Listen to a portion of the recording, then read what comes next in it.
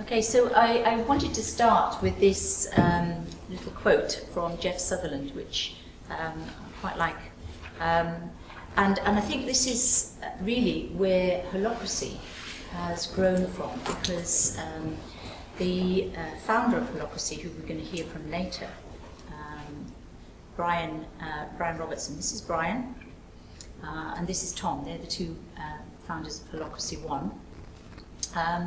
And Brian actually ran an agile software company and recognised that agile worked exceptionally well for software development, but he actually wanted his whole company to be agile. And so started to work with how could he develop an operating system for the whole organisation that would also be agile. And of course, all of the problems that everybody finds with waterfall projects, etc., also get in the way when you're starting to look at how does this work in different departments such as HR, in sales, in all the other aspects of running a whole company, including how does the board behave with that and what are their agile behaviours. And so he designed this whole process by developing it in his own company. So it was an emergent process in itself. He didn't just think it up and project it onto the company. It was an emergent process in developing it.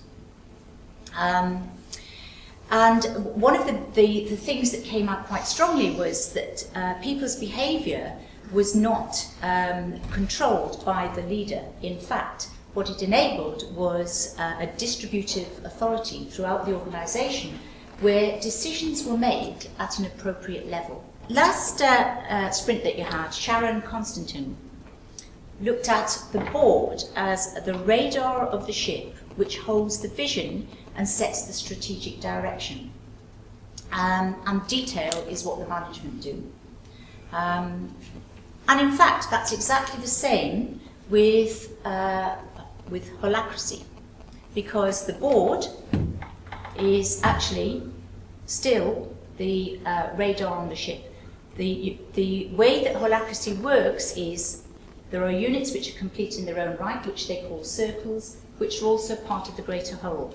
So the board actually sits on the edge. The greater whole that it is part of is the world at large, the commercial world at large. So the board is constantly sensing what's going on in the commercial world and setting the strategic direction for the company. From that perspective, it's no different to what to any other company and to what Sharon was describing. However, where it gets more slightly different is where you have the general company circle here, which has inside it other circles. So you may have a sales circle in this particular Holacracy, you have a sales circle, you have an operations circle, and a development department. Now I picked out some of the development work that's going on in Ordnance Survey and said, well, within that development circle, you've got solutions engineering going on, and that could be a circle. You've got business systems engineering on, that could be a circle, and geospatial engineering going on, and that could be a circle. The difference is that each of those circles is a self-organising team.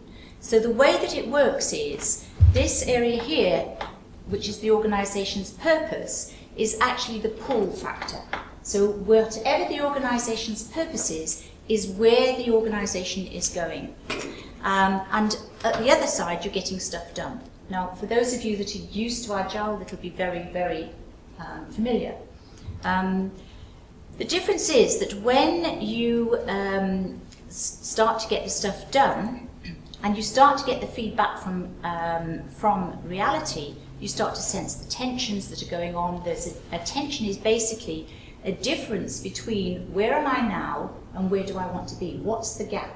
So it may be that actually, in order to get this next scrum done, we need something that we haven't got, and that would be a tension. We've got to go and find that something that we haven't got.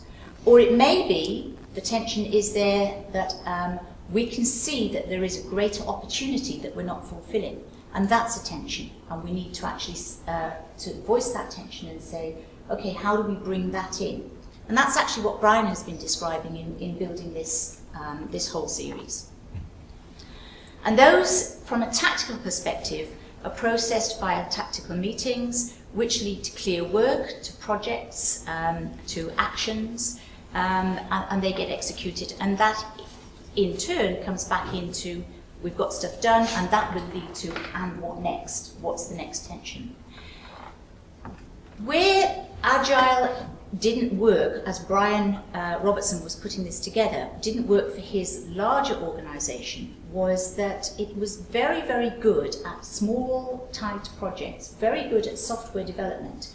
But in terms of then running an organisation as a whole, it didn't allow for changing of the rules if you needed to change the rules.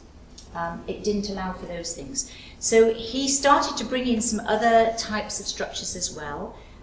So he brought in processed governance meetings, which give a clear structure in terms of distributed authority. So the governance is about the structure, whereas the tactical is about the work, but they're processed in a similar way that distributes the authority down to the right level within the organisation via those circles. So let's get on to see what Brian has to say about all of this. Let's keep